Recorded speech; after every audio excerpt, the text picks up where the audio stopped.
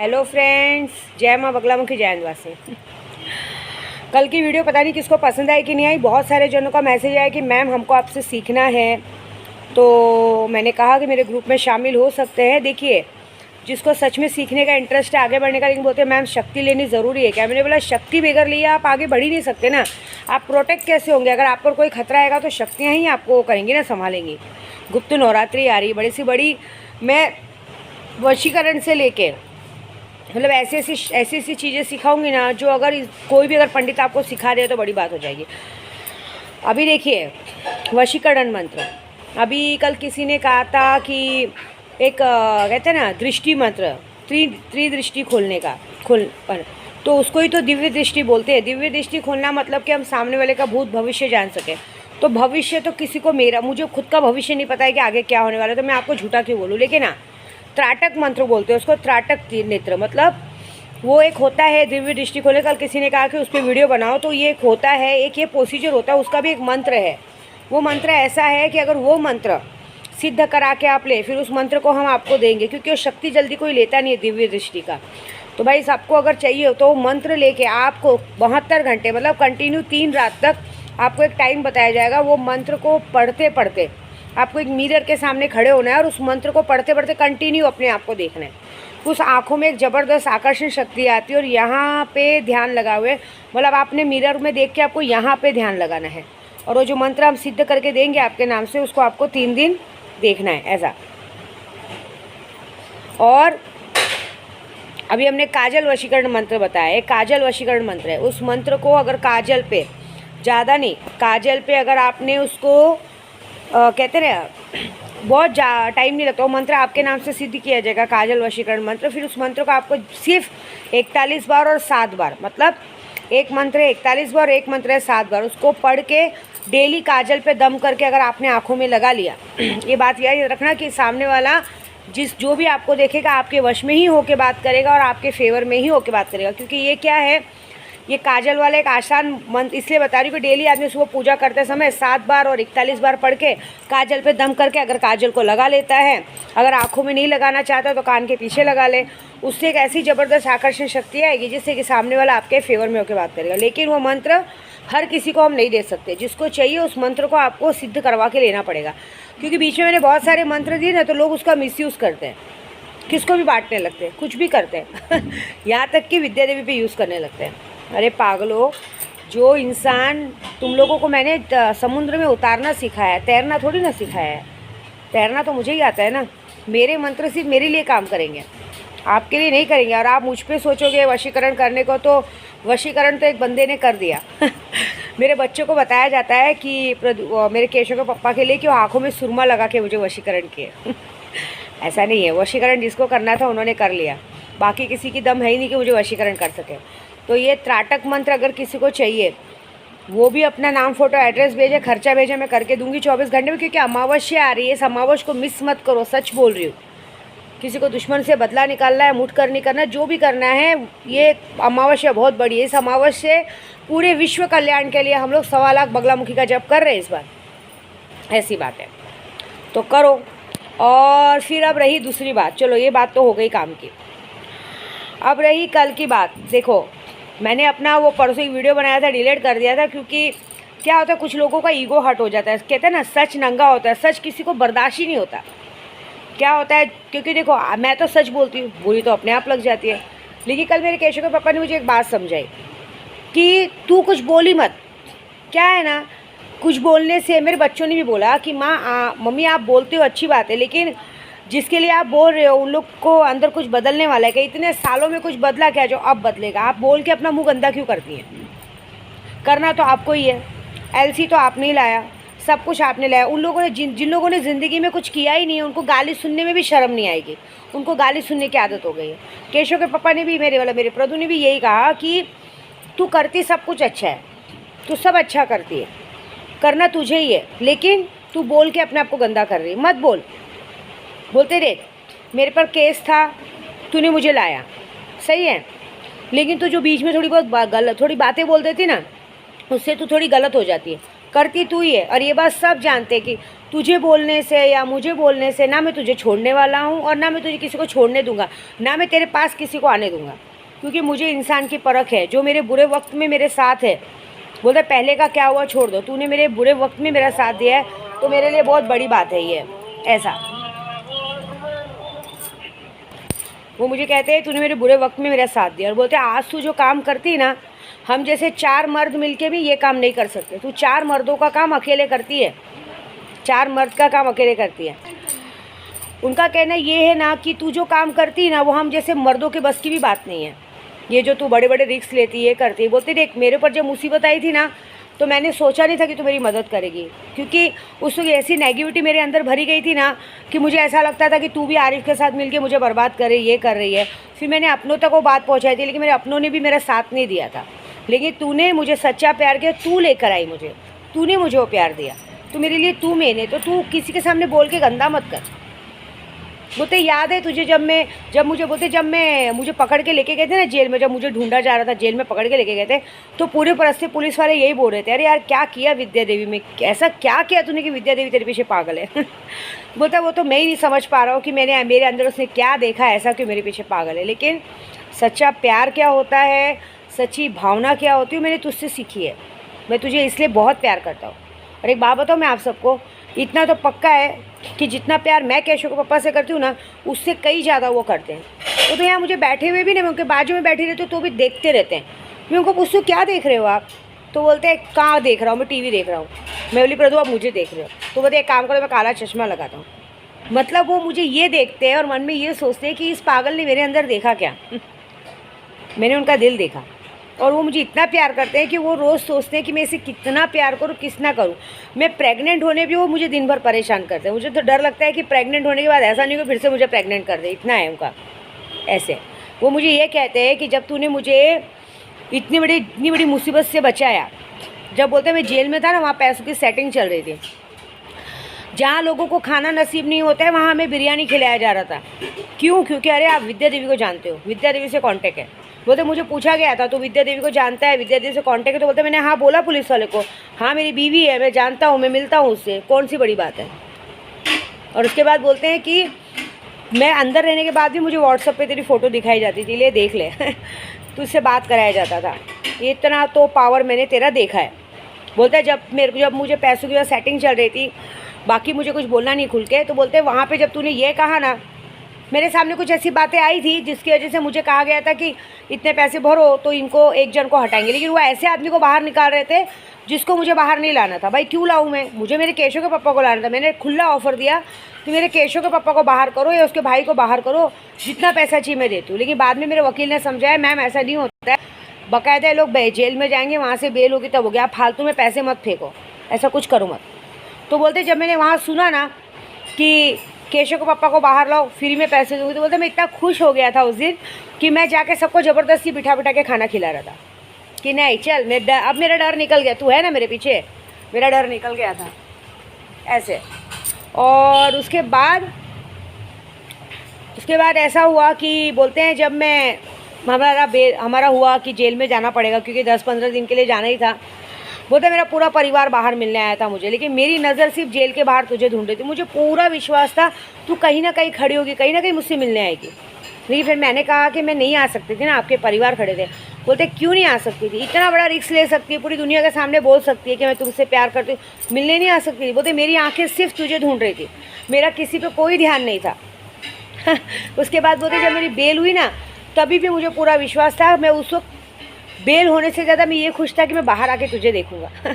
लेकिन बाहर आने में तुझे ये तो है कि बाहर आने में सबसे पहले उन्होंने मुझे ही देखा था, वीडियो कॉल पे सबसे पहले मुझे ही दिखाया गया था। तो बोलते मैंने तुझे आके जब देखा, वीडियो कॉल पे देखा ना, और तू इतना रो रही, ज़िंदगी में मैं इतना रोई थी क्योंकि मैंने सोचा था कि मैंने तो उनको खो दिया। बोलते हैं कि मुझे ऐसा लगा था कि तू आएगी लेने, मुझे नहीं मालूम था मेरे पापा आएंगे लेने, मुझे लगा था तू आएगी लेने तो मैं 2 गाड़ी में, एक गाड़ी में अपने भाई लोग को भेज दूँगा, भाई को भेज दूँगा, और एक गाड़ी में तेरे साथ बंगले पे चला जाऊँगा। फिर बंगले में 2-4 दिन रह के फिर जाऊँगा, क्योंकि ऐसे भी मेरे घर पे जाके क्या काम था। और वो वादा निभाया था केशव पापा ने। हालांकि भले उनको घर पे लेके चले गए थे, 2 दिन बाद वो मेरे घर पे आए थे, उसके बाद वो 2-4 दिन मेरे पास ही थे। मेरे सामने ही फ़ोन आ रहे थे किसी के, सब कर रहे थे, मैंने कट कर दिया, उन्होंने कट कर दिया था। ये है तो वो ये बोलते हैं मुझे कि तू इतनी हिम्मत वाली है, मेरा पहचान भी तुझसे है। सब लोग मतलब तूने पूरी बोरीवली पुलिस स्टेशन को हिला दिया था, सिर्फ घर में तेरी पुलिस घुसी थी हम लोग को ढूंढने के लिए। तो सोच तू कितनी पावर, लेकिन तू बोल मत। मुझे वो बोलते तू किसी के लिए कुछ बोल मत, क्योंकि तू बोलती सच है, गलत नहीं बोलती, लेकिन सामने वाले पे असर तो होना चाहिए, सामने वाले को सब फ़र्क तो पड़ना चाहिए। तू इतना बोलने के बाद भी ना सामने वालों को फ़र्क नहीं पड़ता है, क्योंकि कोई फ़ायदा ही नहीं होगा कुछ बोल के, सब बेशरम है। तो तू अपना मुंह गंदा क्यों करती है? हाँ, एक ही बात है ना, सबको ऐसा लगता है ना कि बच्चों के दिमाग में ऐसा भरा जाता है कि अंकल को बोलेंगे तो मिलेगा। ये बात गलत सोच रहे। तूने ये काम इसलिए करती है कि घर में झगड़ा ख़त्म हो। मतलब मेरा नेचर कैसा है मालूम है? वो मुझे ये समझा रहे थे कि तेरा नेचर ऐसा है कि तू नहीं चाहती कि झगड़ा हो। जब तुझे लग रहा है कि बच्चे और प्रदू के बीच में कोई गलत फहमी डालने की कोशिश करे, तो तूने वहाँ झगड़ा ही ख़त्म कर दिया, तूने वो चीज़ ही ख़त्म कर दी। तू गई उनका एलसी ला के उनके हाथ में दे दी, बात ख़त्म, झगड़ा ख़त्म। तो चलो मेरे ज़रिए ही सही, लेकिन जो ये बात सोच रही कि मेरे ज़रिए हो रहा है, नहीं, मुझे मालूम है कि तू वहाँ से एलसी तो लेके, लेकिन अब तू क्या माँ चोदेगी सब क्यों, मुझे वो भी पता है। बोलते हैं कि मैं सबके सामने हंस के यही बोलता हूँ कि मेरे तक अगर किसी ने उंगली भी उठाई ना तो ये सबकी माँ चोट डालेगी, चाहे घर से बाहर तक कोई भी हो। और एक बात बताऊँ आप सबको, सच में, अगर केशव के पापा की पहले बेल हो गई होती ना तो बाकी लोगों को मैं बाहर नहीं आने देती, जब तक कि वो अपना जुल्म कबूल नहीं करते। जो सच में आज तक सामने लाना चाहती हूँ, जब तक वो सच वो कबूल नहीं करते, माई का लाल अगर उनको बाहर आने देता तो मैं नाम बदल देती, मैं आने ही नहीं देती। इतना सेटिंग तो मैं कर लेती। जब मैं केशव के पापा को बाहर लाने की सेटिंग कर सकती हूँ ना पैसा फेंक के, तो बाकी लोगों को अंदर भी रखवा सकती थी। तब गर्लफ्रेंड बॉयफ्रेंड लोग तड़पते हैं, क्योंकि गर्लफ्रेंड तो कोई फ़र्क पड़ नहीं रहा था कि पति आए चाहे भाड़ में जाए, कोड तो कुछ और रहा था। तब तो पक्का है कि मैं बॉयफ्रेंड को बाहर आने ही नहीं देती, रोती रहो मरती रहो ज़िंदगी भर, और बाकी लोग जो पचापन मारते। लेकिन जान दो, मेरे केशव के पापा के सदके सबको माफ़ कर दिया। ये बात है। और दूसरी बात, और एक और बात, कल मैंने केशव के पापा की गाड़ी की अनाउंसमेंट की। क्या होता है मालूम है? उन्होंने कल इतनी अच्छी बातें की ना, वो मुझे एक ही बात बोल रहे थे, तू बच्चों पे ध्यान दे, बच्चों की बातें सुन, बच्चों के साथ रहे। बच्चे अगर कोई बात बोलते तो उन्हें सुन, उनकी बातों को इग्नोर कर, क्योंकि सामने वाला इसी चीज़ का फ़ायदा उठा रहा है। सामने वाला नीचता पे आ चुका है। सामने वाला बोलता मुझे मालूम है ना कि सामने वाला क्या करेगा, तुझे उंगली करके छोड़ देगा। मैंने देखा है वो हरकत, मुझे सबके बारे में सब कुछ पता है। उंगली करके छोड़ देते कि इसको भड़कने दो, क्योंकि तुझे गलत बात बर्दाश्त नहीं होती ना, इसके लिए बोलने दे। तू बच्चों पे ध्यान दे, बच्चों का सारा ज़रूरत पूरा कर। मैं देख रहा हूँ तू सबकी ज़रूरतें बराबर पूरी करती है, किसी को कोई कमी नहीं रखी है। लेकिन सामने वालों को मुँह तोड़ जवाब देने का एक ही तरीका है, तू किसी की बातों को ध्यान ही मत दे, इग्नोर करना सीख, खुद ब खुद आगे बढ़ेगी। किसी को गाली दे के कोई मतलब नहीं, क्योंकि अगर उन लोगों को गाली से फ़र्क पड़ता तो जो पहले हरकतें हुई हैं, मुझे भी मालूम है कि क्या क्या हुआ है, मैं सारी बात जानता हूँ, लेकिन कुछ फ़ायदा नहीं उधर बोल के। तो बस इसी दिल पे खुश हो के। और मैं क्या है, यात्रा पे गाड़ी वाड़ी से आती जाती रहती हूँ भाड़े पे, तो उनका एक इच्छा है कि उनको एक गाड़ी चाहिए, उनकी मनपसंद गाड़ी, उनकी फेवरेट गाड़ी है फॉर्च्यूनर। और अभी क्या बोलूँ आपको मालूम है, 26 जनवरी को ना वो एकदम वाइट कपड़ा पहन के, पूरा शरीर में गोल्ड तो पहने इतना सारा, लेकिन वो गोल्ड कम है और गोल्ड पहनाने मुझे। वो इतने सुंदर लग रहे थे ना कि मुझे उनके ऊपर बाइक सूट नहीं की। तो मैंने सोचा चलो इस वैलेंटाइन डे अपने मेरे केशव के पापा पे गाड़ी दे देते, क्योंकि देखिए ये बच्चा जब से पेट में आया है ना, ये अपने पापा के लिए लकी है, केशव के पापा के लिए बहुत लकी है। क्योंकि पंडित जी ने पहले ही कहा था, मेरा हनी है ना हिमांशु, वो मेरे लिए लकी है। जब वो हुआ था ना तो पंडित जी ने कहा था कि जैसे जैसे बच्चा बड़ा होगा ना मैडम आप वैसे वैसे बढ़ेंगे आगे। और मैं सही में आज बहुत बड़ी हूँ। आज मेरा बेटा 16 साल का होने आ गया है, मैं तरक्की के रास्ते पे हूँ। वैसे ही मेरा केशव अपने केशव के पापा के लिए रखी है, प्रदू के लिए रखी है। कहा था जैसे ही बच्चा पेट में आया, देखो जैसे ही बच्चा पेट में आया, गलत संगत छुड़ाया अपने बाप की, नशापंथी से छुड़ाया, केस से अलविदा करवाया। पंडित जी ने कहा था जैसे जैसे इसका पैदा होने का टाइम आएगा, बाप कभी भी गाड़ी में ही घूमेगा, पैदल नहीं घूमेगा कभी भी। और ये बात सही है। जैसे जैसे वक्त बीता, आज मेरे केशव के पापा बाइक पे है, गाड़ी पे, कभी पैदल नहीं घूमते। और अब फाइनली मेरा केशव होने का टाइम हो गया। मुझे पता है मेरी तबीयत ख़राब हो रही है, मेरा केशव टाइम हो गया। तो अब वो गाड़ी पे उनकी फेवरेट गाड़ी है फॉर्च्यूनर। हमेशा बोलते हैं मुझे इनोवा नहीं चाहिए, मुझे कभी भी लूँगा तो मैं फॉर्च्यूनर लूँगा। तो ये गाड़ी मैं वैलेंटाइन पे गिफ्ट करूँगी। वो गाड़ी से मेरा कोई लेना देना नहीं रहेगा। देखो मेरी एक आदत है, अगर मैं किसी को कोई चीज़ गिफ्ट करती हूँ ना, फिर वो गिफ्ट को चाहे वो बेचे रखे, उससे मतलब नहीं, वो उनका है। लेकिन मेरे केशव के पापा ने कभी भी मुझसे मेरे केशव के पापा ने कभी भी मुझसे ना पैसे मांगे, ना गाड़ी मांगा, ना घर मांगा। उनका एक ही इंटेंशन है, उन्होंने मुझसे कभी कुछ नहीं मांगा, मैं ही देती हूँ। क्योंकि मेरा हनी चिढ़ाता है, बोलता है जिसके पास विद्या देवी है उसको ज़रूरत क्या है कुछ मांगने का, बगैर मांगे ही सब मिलेगा। लेकिन वो नहीं मांगते, जो देती हूँ मैं उन्हें, मुझे उन्हें मेरे को, मैं गहने नहीं पहन सकती क्योंकि मेरे को सूट ही नहीं करता सोना, हम अघोरियों को सोना सूट नहीं करता, मेरे बदले केशव को पापा पहनते हैं। अब फाइनली मैंने सोचा है कि वैलेंटाइन का गिफ्ट उनका मतलब 14 तारीख को नहीं देंगे, हम बाला साहब ठाकरे की इज़्ज़त करेंगे क्योंकि उनको वैलेंटाइन पसंद नहीं है, हम 2-4 दिन बाद देंगे। 20 तारीख के अंदर मेरे केशव के पापा के हाथ में फॉर्च्यूनर की चाबी रहेगी और बाकायदा वीडियो बनेगी, देख लेना मेरे केशव का। मैंने केशव पापा से एक ही शर्त रखी है, गाड़ी जिस दिन भी आपके हाथ में चाबी आएगी सबसे पहले हम लोग लॉन्ग ड्राइव पे जाएंगे। तो बोलते लॉन्ग ड्राइव पे किधर, मैंने बोला ऐसे ही 2-4 घंटा घूम के आएंगे। तो देखो वो तो बोले वो तो तेरा हक बनता है, क्योंकि उन्होंने मुझे बताया था कि लड्डू को लेके उनको गांव जाना है और गांव जाके कुलदेवी का दर्शन करवाना है। तो फिर मैंने मन में ही सोचा था कि भाड़े की गाड़ी से क्यों जाएंगे, मेरे केशव के पापा खुद की गाड़ी से जाएंगे, मेरा लड्डू अपनी खुद की गाड़ी में बैठ के जाएगा एरमड़ा दर्शन करने, एरमड़ा देवी का। क्योंकि मेरी भी मन्नत है, मुझे भी बोले मैं तुझे भी ले जाऊंगा, केशव होएगा तो मैं तुझे भी दर्शन को ले जाऊंगा। मेरी नहीं, मेरे पास उधर रसिका बहन है, अनु जी की बहन है रसिका बहन, मेरी सासू माँ एक्चुअली मेरी बहन भी लगती है, लेकिन अगर उधर से देखा जाए तो ससुराल के सबसे सासू माँ लगती हैं।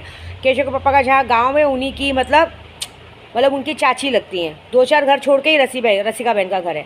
मैंने तुलजा भवानी में मन्नत माना है कि तुलजा भवानी का दर्शन करके मैं केशव को लेके, कहते हैं उनकी एरमड़ा उनकी छोटी बहन है, तो सीधी बात है तुलजा भवानी का दर्शन करके ऐसे भी मुझे वो दर्शन को जाना ही है, केशव के पापा साथ में रहेंगे। तो कुल देवी तो मुझे सामने से बुला रही हैं, कुल देवी ने मुझे बहू अपना लिया है। और मेरे केशव के पापा ने भी बहुत बड़ी बात बोल दी कि मैं केशव होगा तो मैं साथ में लेके चलूँगा, मैं खुद दर्शन करा के लाऊंगा। तो इससे बड़ी बात क्या है। तो अपनी गाड़ी में जाएंगे। तो 20 तारीख के अंदर मेरे केशव के पापा के हाथ में होगी फॉर्च्यूनर की, वाइट फॉर्च्यूनर की चाबी, और बड़े शान से चलेंगे क्योंकि उनकी तमन्ना है कि वो गाड़ी में घूमें, तो मैं पूरी करूँगी। उन्होंने दिल खुश कर दिया। देखो वो किसी के साइड से नहीं बोलते, वो हमेशा ये बोलते हैं कि भैंस के आगे जाने से कोई फ़ायदा नहीं, तू जैसे वैसे रहे, तू तेरे में बोलता है मैं तेरे अंदर इतना दम देखा हूँ कि तू सबकी माँ चोदने को तैयार रहती है और कर देती है। बोलता है मैं तेरे पूजा पाठ का भी आभास किया हूँ, जिसकी बैंड बजानी है उसको तूने कभी छोड़ा नहीं है, ये बात तो पक्की है।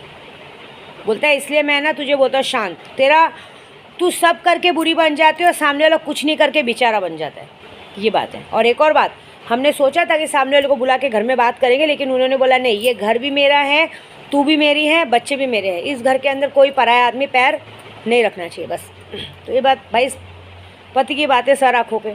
लेकिन तो भी आज मैंने किसी को धमकी दी है और बाकायदा अपने वकील को कहा है कि एक नोटिस ज़रा भिजवा दो कि भाई एलसी ला दिया है, सब कुछ ला दिया है, अब दोबारा अगर बीच में बोले तो एक हरेसमेंट का, मेंटली हरेसमेंट और टॉर्चर का, ब्लैकमेलिंग का मैं केस कर दूँगी, बात ख़त्म। उसके बाद जो होगा वो देखिए, क्योंकि देखिए झगड़ा झंझट करके गाली गलौज करके कोई मतलब नहीं, डायरेक्ट केस करके सीधा आंसर कराना है, ये बात है। तो बस मेरे केशव के पापा की क्या बोलते हैं, केशव के पापा की गाड़ी आ रही है। और सेकंड थिंग, बहुत जल्द उनको मैं घर भी करूँगी गिफ्ट। मुझे नहीं पसंद है कि वो ऐसा गौतम नगर झोपड़पट्टी में रहते हैं, लेकिन वो बाद में, क्योंकि वो पंडित जी ने कहा है जैसे जैसे बच्चा होगा ना, उसके बाद बच्चा होने के 6 महीने बाद, मेरे केशव होने के 6 महीने के बाद मैं अपने केशव के पापा के लिए बड़ा सा घर खरीदूँगी मेरे लड्डू के लिए। लेकिन अभी नहीं, ये अभी मैं खरीद सकती हूँ, लेकिन पंडित जी ने मना किया कि ये बच्चा होने के बाद उसे दो, तब तक मेरे केशव पापा का मान सम्मान, आज वो अपने पैरों पे हैं, इंडिपेंडेंट, उनकी इज्जत है, हर जगह उनको बुलाया जाता है, मान दिया जाता है, हर चीज़ दी जाती है, ये बात तो पक्की है। जो केशव पापा को हाथ में लेके चलेगा ना, वो आगे तरक्की के रास्ते में, क्योंकि मुझसे ज़्यादा गुस्सा इस बच्चे को आता है। मैंने देखा अगर केशव पापा के लिए किसी ने बुरा सोचा नहीं है, उसको उठा के फेंक देते हैं।